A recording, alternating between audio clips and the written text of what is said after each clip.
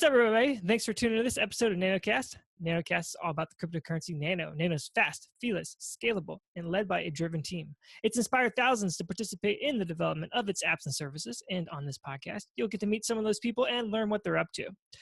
But this episode is special because you get to meet the creator of Nano, Colin LeMahieu. Colin, thanks so much for being with us. Hey, it's great to be here. Thanks for having me, Sean. Really excited that you're here. I wanted to start by just commending you on the way that you lead your team to be really open and communicative, and all the different venues of communication, Discord, Reddit, Twitter. The team is around talking about the things that are relevant to them. I think it really speaks to the openness of the team. And really, you seem like a down-to-earth team, and I think that's awesome for us to be able to participate and see what's going on. So I just wanted to thank you for the way you lead your team in that way. Yeah. I know they'll be happy to hear that. We try to meet the community wherever they are, and just trying to be open and communicative with everyone. A lot of times people judge the quality of a project based on how much communication there is, how often they're talking to everyone, even if it isn't just a groundbreaking announcement every time, just staying active. So we're trying to do that and make sure everyone's involved. Sweet. So everybody, I was talking to Colin before the podcast, and I told him, in the other kind of public appearances that he's had on podcasts and on YouTube, it's been about kind of the backbone, the basics of Nano. But most of you guys already know about that. So I wanted to get a little bit more in depth about who Nano is, what the philosophy is about the cryptocurrency Nano, so that we can take that vision and kind of apply it to the way that we view Nano and how we build things or participate in the community for Nano. So Colin, this is a huge question, but here you are leading one of the most promising cryptocurrencies, period, in my opinion. How'd you get here? How did this happen? It's been a long road. I have been working on this for like 4 years, and only up until about last year did it kind of get a lot of attention, and we kind of I made a decision to really work on it and try to make it a go at it. So, originally, I'm just a software engineer working on things. I'm kind of an inventor. I like to go after big ideas, or just things that I think will make a large impact are always kind of the products I'm looking at. So this was about one of 3 or 4 ideas that I was really pursuing. And I kind of made a decision about where I'm going to spend my time on this. And this cryptocurrency idea seemed kind of like the one that was going to be the easiest, or the one that had the most promise to it, even though it's not as easy as I thought it would be. It never really is. But yeah, I started on it. It was kind of just a fortunate happenstance. I had worked on distributed computers in my own time back in university, and also on cryptography a little bit, applied cryptography. So just it's a perfect storm of what it takes to make a cryptocurrency. And that's where I started. You said you were a software engineer, and you had like these 3 major projects or a few major projects you were thinking about doing. Was that like in your spare time? Like, did you work for a company, or were you always kind of like a freelancer? Yeah, that was in my spare time. No, I worked for big companies. I've worked at Dell, at AMD, and Qualcomm recently. And these were just things that I did when I got home. I kind of forfeit my personal life in order to work on my little inventions, but I enjoyed them. Okay. And if you don't mind me asking, what were the other options? Oh, yeah. Well, they're totally different. One of them was a project.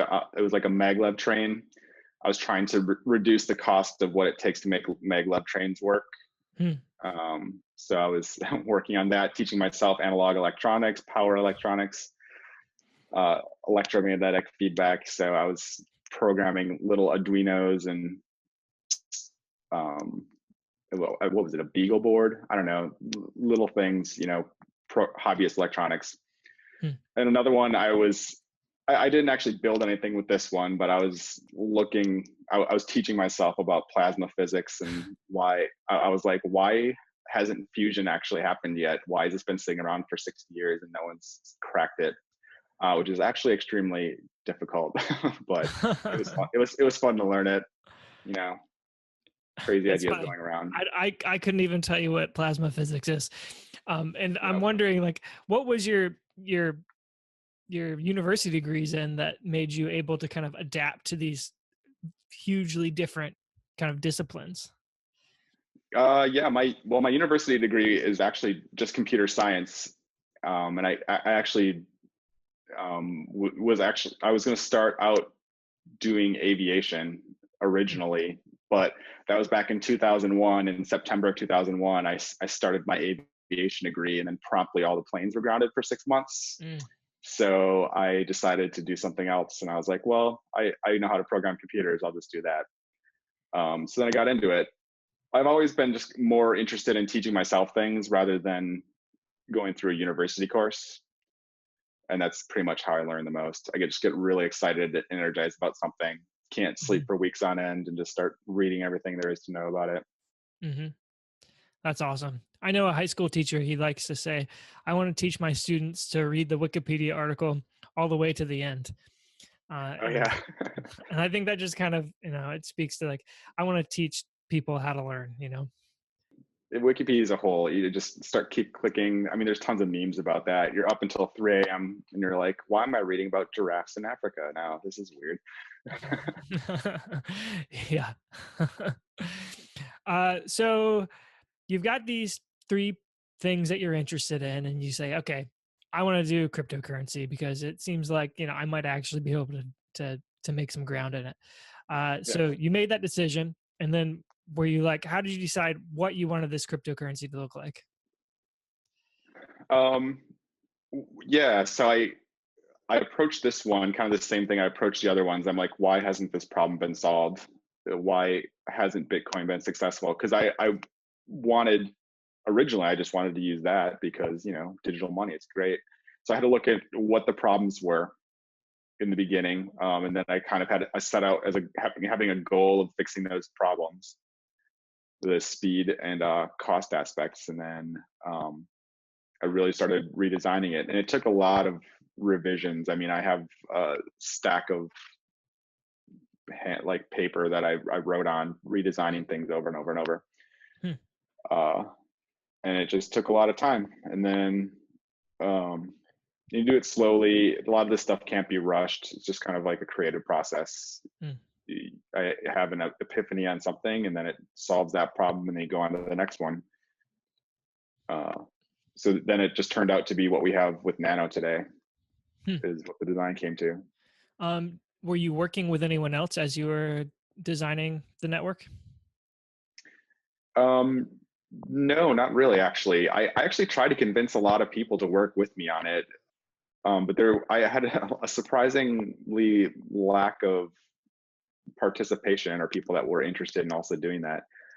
Um, I actually don't know why. One guy I was working with was extremely good at math and algorithms.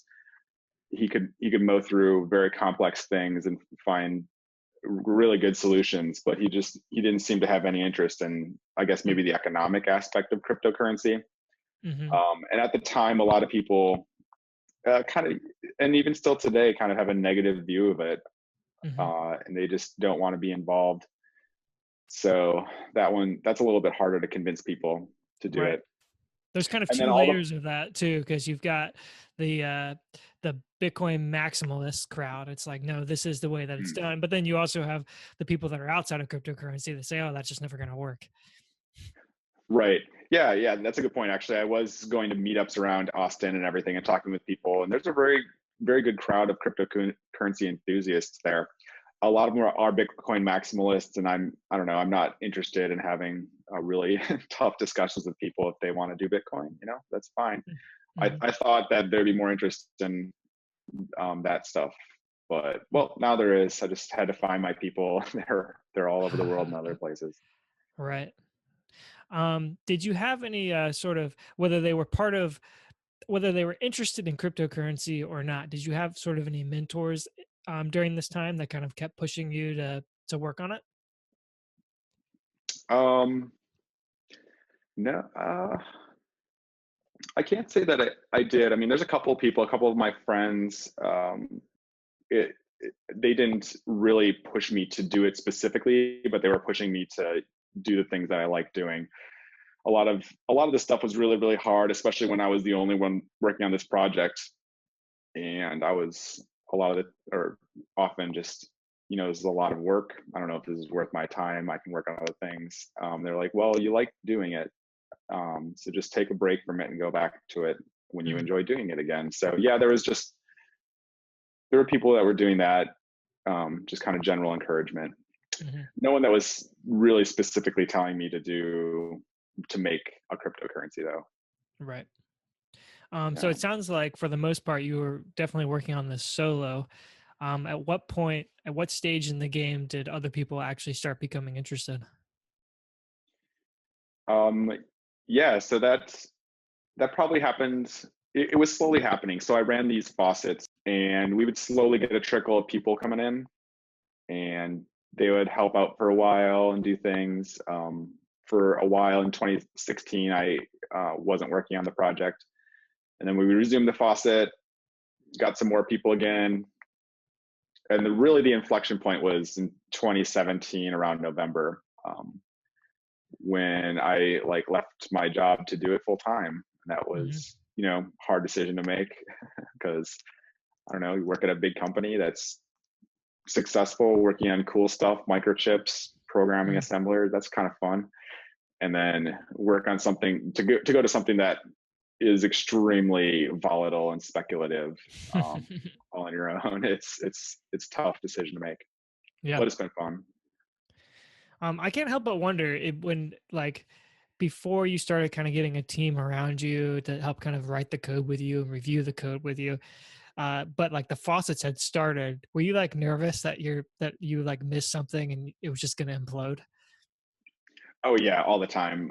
It is. It's a perpetual fear of everything. I mean, as time goes on and more eyes get looking at it, that starts to go away. Mm-hmm. But it was every single time.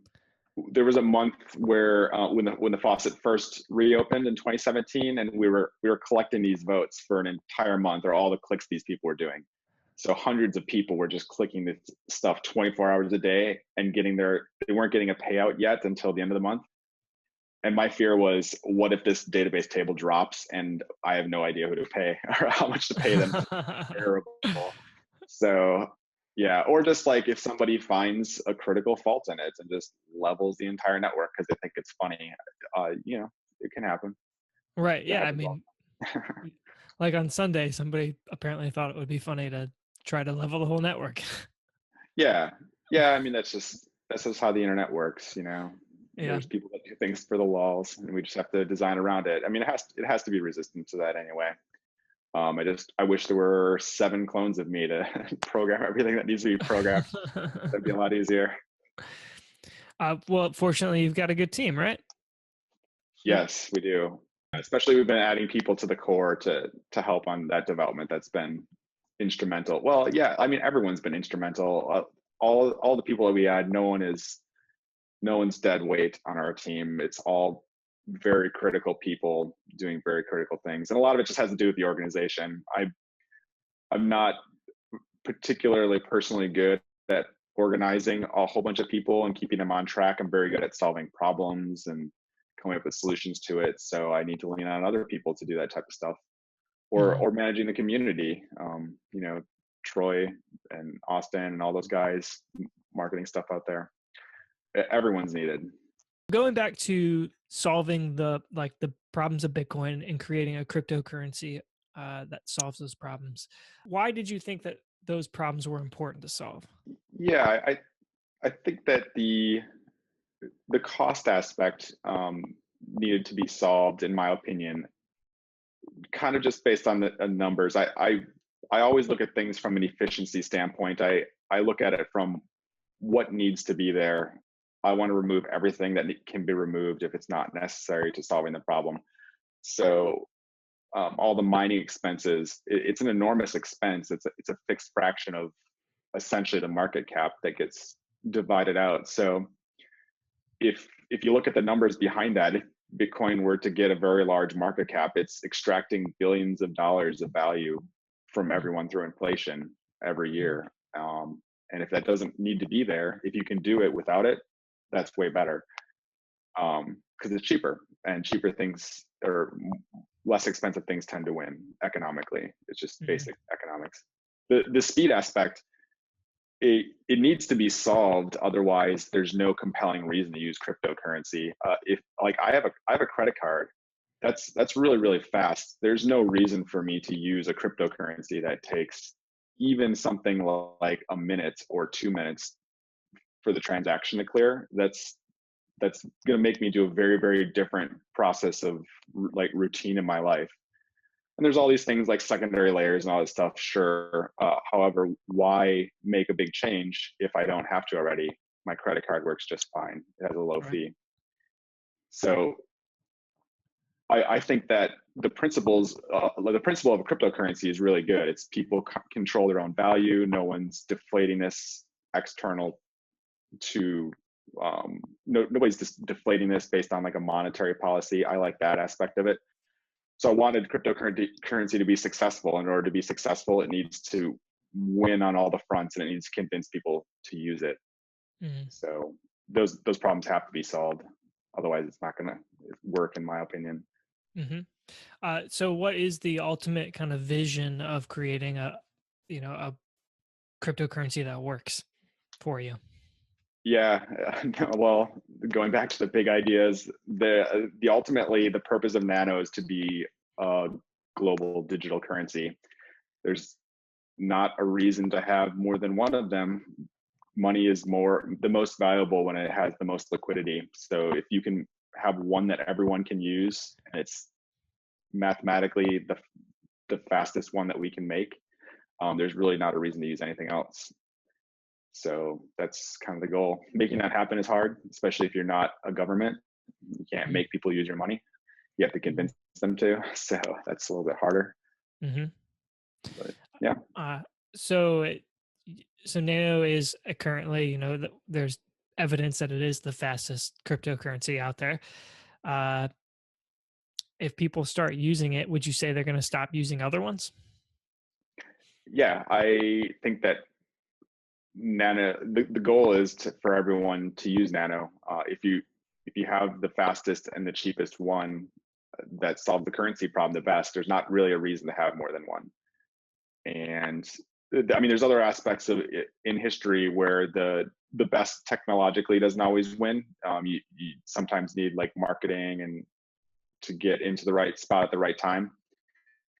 So we're trying to make sure that we have that. But a great foundation is the fact that it has a technical edge, and we're Mm. going to use that.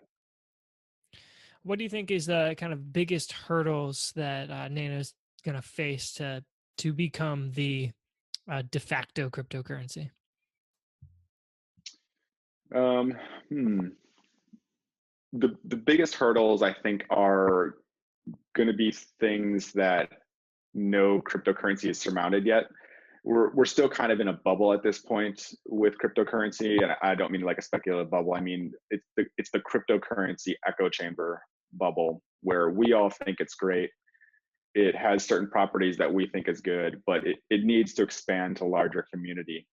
Mm. And getting to that part is going to be the hardest Hmm. for everyone. But I don't think it's impossible. I wouldn't do this if I thought it was insurmountable.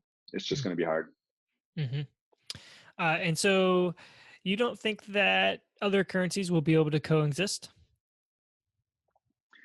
I I don't honestly think so because I don't think that there's a reason to have more than one. It's kind of like, why is there ever a compelling reason? Would there ever be a compelling reason to have a US dollar 2.0? If it's pretty much the same, you can use them both. However, some stores only accept these, or maybe lots of stores accept both.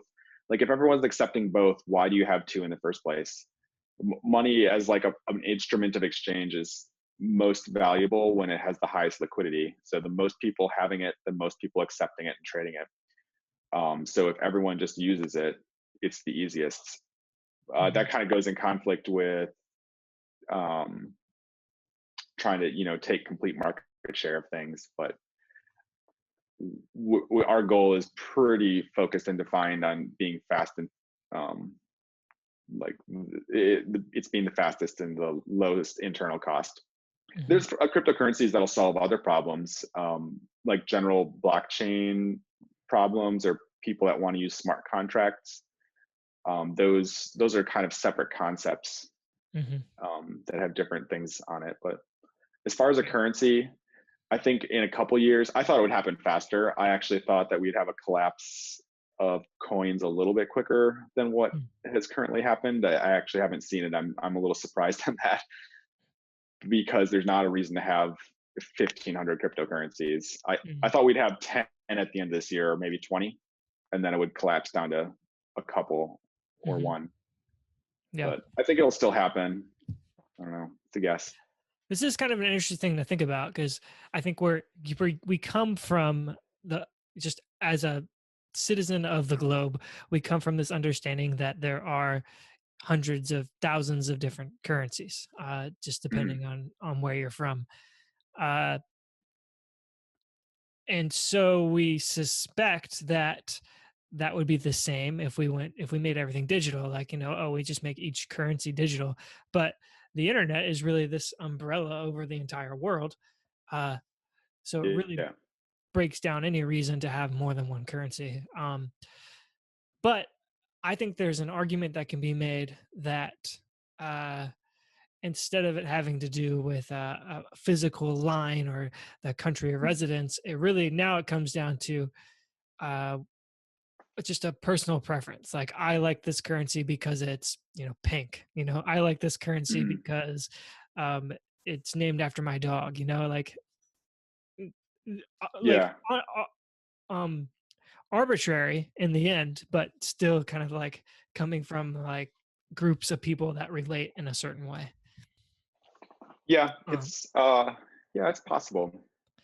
Uh, it would be interesting to see what happens. I mean, I think meme coins are hilarious. We have one. We have Banano. I like those guys.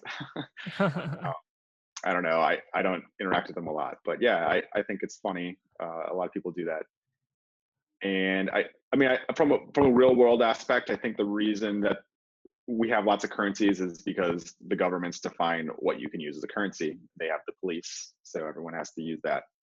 mhm. But I think that if we have this internet, and we have an open protocol, which is the point of Nano, it's open without people at the gates, then there's no one making that type of division. So there's not a natural reason for there to be more than one. Right. I don't. What would you say most excites you about working with Nano right now? Or what do you get most excited about when it comes to making Nano better? Yeah, I'm really looking forward to getting into a lot of the performance tuning of what it is. Right now, I'm doing a little bit of refactoring in the code so I can swap out databases and then fix a couple of these like performance bottlenecks that I know exist. I just haven't had the time to work on them. That's the stuff that I'm really interested in.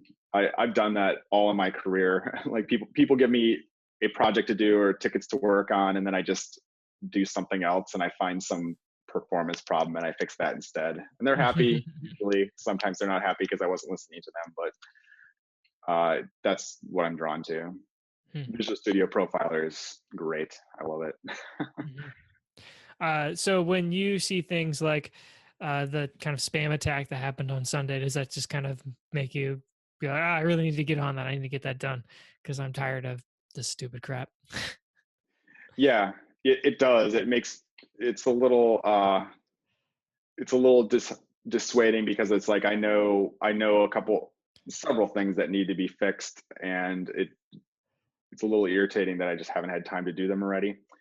Um, but yeah, we're getting there. It's just everything in my head should go faster than it actually does in real life. I think that happens with everyone. It's like this should be done already, but it just takes time. Mm-hmm. In the beginning of the year, you guys put out a roadmap. It was a little unorthodox in the way that it was written, but I think that it was amazing the way it was written personally. But my question is, are you happy with the pace that things are getting done? And do you have some ideas of what needs to be added onto it? Yeah, I think for the most part, we're going pretty well on our pace. I would say that we're doing things probably half the speed that I would have wanted, which in my experience on projects is not actually terrible. I've seen projects go way longer. Mm, So yeah, we're going pretty good, and we're just as time goes on, we're getting better at our process, getting more and more refined in making sure we're staying on task and getting things done. That's just kind of comes from the fact that this is an entirely new thing to a lot of us. None of us have mhm, come in here organizing a project to this scale before, so it's a mhm, bit of a learning curve. mhm. But it's fun. It's exciting. Some days it's not, but a lot of days it is.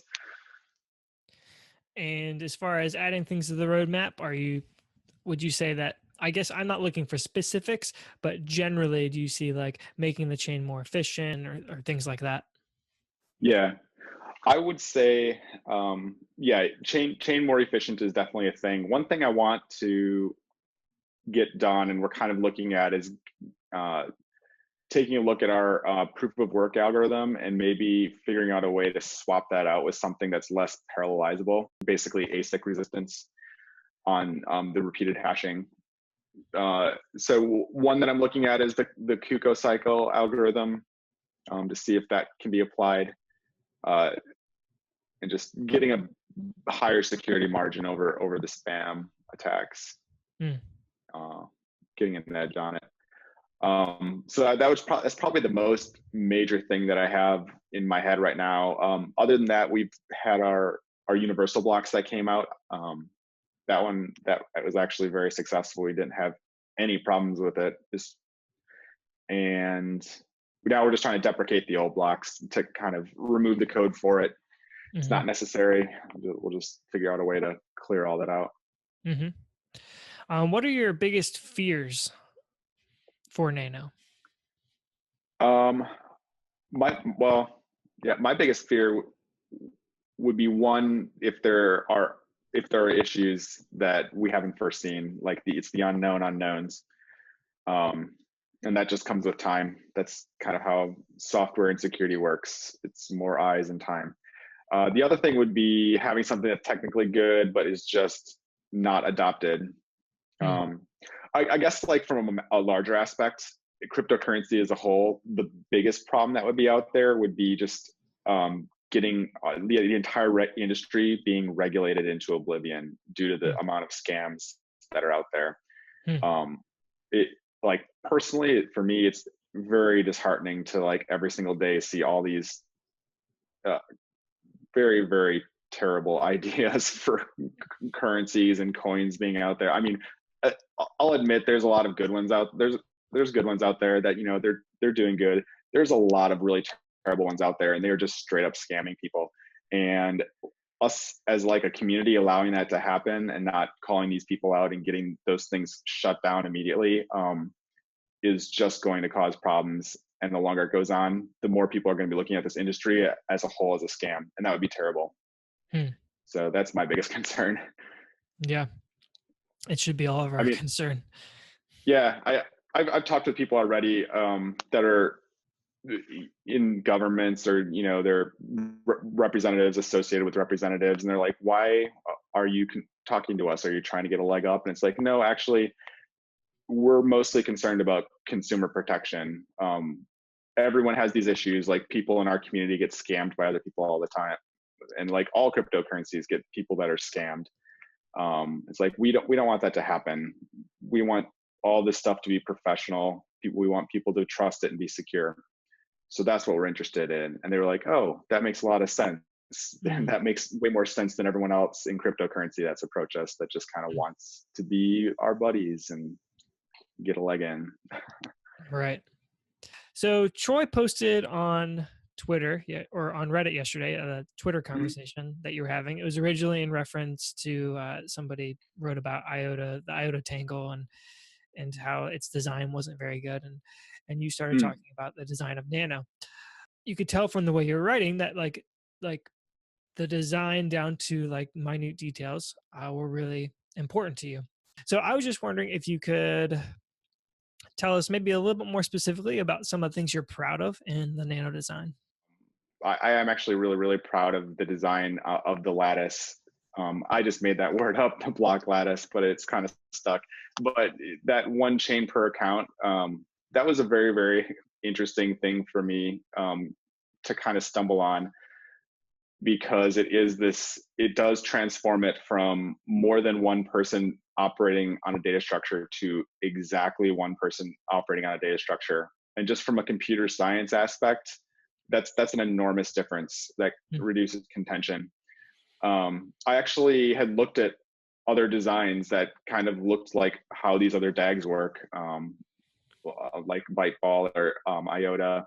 And one of the problems that I ran into was it's the math and behind it, but I knew that in the long term, or like in the worst case, these algorithms would be degenerate and it would take a long time to solve. Mm. So that lattice thing really, really makes it efficient. So I really like that one. And then the representatives, I think the representatives were a clever solution to making sure that the network doesn't get cyber attacked, and making sure that the incentives are correctly aligned, making sure that the people that have a balance in the system are the ones voting on what happens in the system, because they have a reason to do it correctly. Mm-hmm. So those two things I think are the biggest interesting parts. Limiting nano scope to just a transfer value was very, very intentional, and skipping all the bells and whistles was very, very intentional, so that in the future, this group will have almost nothing to work on. Hopefully they meet every year. They just talk about very inconsequential things or just adoption things, and hopefully the protocol doesn't need to be changed. Hopefully it's as or more stable than, I don't know, like IP or TCP or just something. Mm. And that's kind of where I see it going. Hmm. Awesome. Uh, so far as Nano's kind of developed and has been developing, what most excites you about what's happening in the Nano ecosystem? Oh, I'm really excited that a lot more people are making projects and doing things with it. There's that's really cool. All the vendors that are jumping onto it, people are making payment providers for it. They're making stores, selling things, widgets, some of the aid stuff that's going on. Yeah, like integrating it with SMS, allowing it to integrating it with the ledger and the hardware wallets is very, very cool to see. You build this thing and then it gets put into one of the hardware wallets. That's pretty fun. Mm-hmm. Yeah. Yeah, just seeing the community kind of really pick it up, rather than everyone asking when me or our team is going to do it. It really gets pushed out to the community, and really seeing people pick that up it feels really good. Hmm.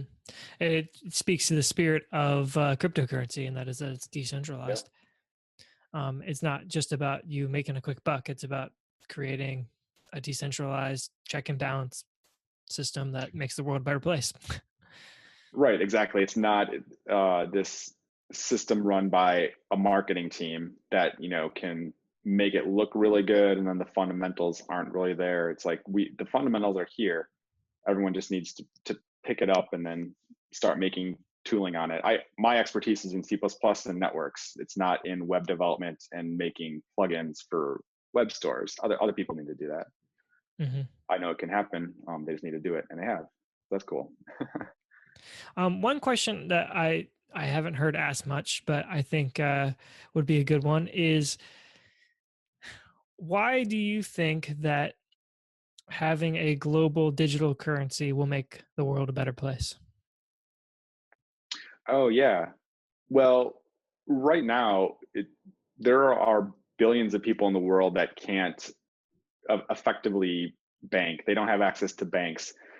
So they are reliant on the currencies in their countries, or possibly just barter systems, and it's not efficient. There is something to the human ability, or the ability to save value and store it and then use it at a later time. It's incredibly powerful. Then you're not living day to day on just what you can scrape together during that day. So getting those people access to the ability to store money, I think is incredibly important. Hmm. And some of it's a matter of political issues. Some of it's just a matter of simply logistics. If you're in a really remote area, you can't have a bank. You don't have an address. It just won't work. And now with cell phones, just and wireless things, we can make that happen. So we're kind of just at the right point in the right time to solve that type of problem. So I'm really excited about that. That's awesome. And what do you think is the best advice for the community to help bring the adoption so that we can, change the world in that way?